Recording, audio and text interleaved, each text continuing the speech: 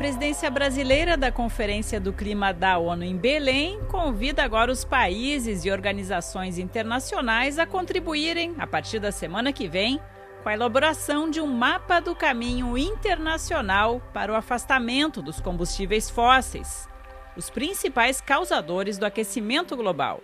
O presidente da COP30, André Corrêa do Lago, realiza um giro internacional para reunir apoio técnico para a proposta, lançada pelo Brasil em novembro. Eu sou a Lúcia Mísel e tive a oportunidade de conversar com ele aqui em Paris. Planeta Verde. Depois de se encontrar com a autoridade climática da ONU na Turquia para iniciar os preparativos para a próxima COP em Antália, o embaixador esteve na sede da Organização para Alimentação e Agricultura, a FAO, em Roma.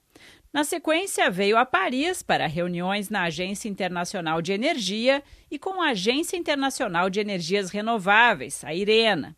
O próximo passo é compilar os dados mais recentes para fundamentar uma proposta equilibrada, no contexto em que a maioria dos países ainda tem uma forte dependência das fontes fósseis de energia, explicou o Corrêa do Lago à RFI. Estou discutindo como todas as instituições relacionadas à energia podem contribuir, porque a primeira parte da preparação do mapa do caminho internacional são os dados. Então, a maior parte dos dados já está publicada. Mas, como você sabe, tem muita publicação sobre muitos temas e nós estamos justamente querendo que o mapa do caminho internacional seja um instrumento de desmistificação dos problemas relacionados a isso e de simplificação do número de informações que tem sobre isso. Agora, é muito importante a gente lembrar que, como presidência da COP30, a gente está lidando com o mapa do caminho internacional. O mapa do caminho nacional no Brasil está sendo desenvolvido pela Casa Civil, pelo Ministério de Minas e Energia, o Ministério do Meio Ambiente e o Ministério da Fazenda. Nós estamos trabalhando no compromisso que foi lançado pelo presidente Lula na COP30 de trabalharmos num mapa do caminho internacional. Para o mapa do caminho, para o afastamento dos fósseis, das energias fósseis, a Agência Internacional de Energia é um grande parceiro, é um parceiro confiável? Justamente, nós estamos, primeiro, conversando com todas as agências, porque você sabe que tem a agência de renováveis, né, a IRENA. Eu estou tendo encontro com vários dos organismos e a Agência Internacional de Energia é uma das fontes mais confiáveis de dados, né? Então, por exemplo, a Agência Internacional de Energia teve um papel importantíssimo na preparação do nosso G20, no trabalho que eles fizeram sobre combustíveis sustentáveis, em que eles mostraram o papel importantíssimo que os biocombustíveis têm que ter na transição. Mas você sabe que nós também temos que usar os dados das outras agências, os dados da IRENA, os dados da OPEP, da Agência Internacional de Energia Atômica. Nós temos que ter uma base muito grande de conhecimento técnico, e essa é a primeira parte que a gente está fazendo. Já a OPEP, no outro lado, né, embaixador, tem uma visão um pouco diferente, né, das coisas, e como é que o senhor conta com a participação da OPEC nessa conversa, né? Como é que ela vai... E ela é decisiva, inclusive, né, para o avanço dessa agenda. Você tem que lembrar que o nosso mapa do caminho internacional é um documento que vai ser publicado pela presidência brasileira. Ele não é o resultado de negociação. Então, os países, nós estamos abrindo, semana que vem nós vamos abrir consultas para todos os países que quiserem e todos os organismos internacionais que quiserem, que eles mandem contribuições. Mas é um caso um pouco especial, mas é a própria presidência da COP30 que vai apresentar o documento.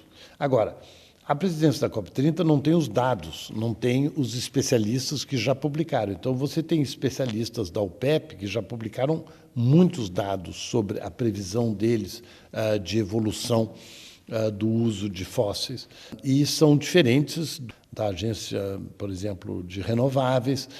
Então, é muito importante que a gente incorpore no mapa do caminho as diferentes visões de diferentes organismos. Então, não é que um organismo vai ser o que vai guiar, porque desses organismos todos, só um é das Nações Unidas, que é a organização relacionada à energia atômica. Todas as demais são organismos com composições que não são universais, né? E algumas das quais até que o Brasil não faz parte. Mas é muito importante usar, né, o conhecimento acumulado que existe sobre esse tema.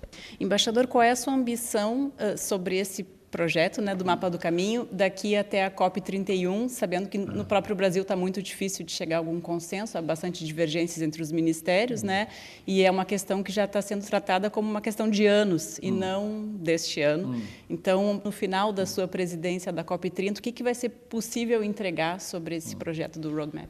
Bom, primeiro, todos os países estão divididos, né, quando discutem esse tema, né, porque há interesses econômicos imensos, né, desafios de financiamento, desafios tecnológicos, há muitos desafios, mas o mundo evoluiu de uma maneira que, às vezes, a gente não se dá conta. Então, por exemplo, o país africano que está avançando de maneira fantástica com solar é a Nigéria, que é, ao mesmo tempo, o país que mais tem petróleo na África. Então, eu acho que a ambição desse Mapa do Caminho é contribuir para que a transição seja feita de maneira racional e seja feita nos termos que foi aprovada, né, pela Convenção do Clima no GST em Dubai, que deve acontecer de forma justa, ordenada e equilibrada, né?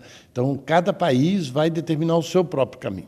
O senhor mesmo falou agora há pouco que a questão da saída dos fósseis nem estava sendo discutida antes da COP30, nem se cogitava que fosse colocada na agenda. Né? Não tinha entrado na agenda. E o Brasil, ou melhor, o presidente Lula talvez não se precipitou ao vir com esse tema no primeiro dia da COP, sem que houvesse tido essa conversa antes entre todos os países? Não dificultou o seu trabalho, talvez? Não, eu acho que, obviamente, tudo isso foi discutido dentro do governo. Então, o presidente sabia que a COP é a ocasião política de se falar disso. Então, mesmo que o tema não esteja formalmente dentro da agenda, é um tema incontornável do ponto de vista político. Por isso que eu sempre tento separar que há uma dimensão diplomática das COPs, que é diplomacia, né, é a arte do possível, né, como é uma das definições de diplomacia. Então, dentro da negociação, todos nós sabíamos, o presidente sabia, que não era possível botar na agenda. Por isso que ele levantou o tema na dimensão política, e que funcionou muito bem. Só que alguns países não se deram conta de que, para que esse tema fosse discutido na negociação, ele tinha que ter entrado na agenda. Mas a discussão política foi super bem-vinda, tanto que, no final, a presidência da COP ofereceu de fazer o Mapa do Caminho. Mas eu acho que, para entender o que aconteceu na COP, a gente tem que distinguir a dimensão política e a dimensão diplomática. E, evidentemente, o presidente conseguiu que o tema se tornasse um tema central e que, obviamente, vai ser amplamente debatido neste ano para a preparação da COP31. E o Mapa do Caminho, eu espero, seja um documento que facilite essa discussão. Nós não queremos polarizar essa discussão, ao contrário, nós queremos trazer elementos que permitam uma discussão racional. A Colômbia e a Holanda organizam uma conferência sobre isso. De que maneira a COP30 vai dialogar com essa conferência? Qual vai ser exatamente a sua participação? A conferência que a Holanda e a Colômbia, vai acontecer na Colômbia no final de abril, vai ser muito interessante da gente observar, mas ela é feita fora da lógica da negociação de clima. Ela é feita num ponto de vista, inclusive, muito numa discussão que já existe há alguns anos e que está muito focada sobre a questão de produção, né, de fósseis. Eu acho que uma das contribuições importantes que o Mapa do Caminho vai trazer é uma discussão maior do ponto de vista de consumo. e não necessariamente do ponto de vista de produção. O que é essa questão do consumo? Por exemplo, a China está agora já vendendo mais carro elétrico do que carro a gasolina. Portanto, logicamente, o consumo de gasolina na maior economia, o país que mais está aumentando a sua frota de automóveis, não vai ser o que normalmente o aumento da produção de automóveis seria, que é o aumento da gasolina. Nos países como o Brasil, estão investindo maciçamente em biocombustíveis. Então, de novo, é uma questão aí que é da demanda de fósseis. A gente está vendo uma COP que vai ser co-presidida por 2 países, que é a COP 31. Como é que o senhor está vendo, né? O senhor está passando o bastão ao longo do ano para eles. Como é que está esse diálogo entre os dois? Se o senhor está vendo um bom entendimento entre esses 2 países para que ela succeed? Eu estive com eles em Istambul na semana passada e foi uma discussão ótima. A Austrália vai presidir a negociação e a Turquia vai organizar a conferência em Antália e também vai ter a liderança na questão da agenda de ação.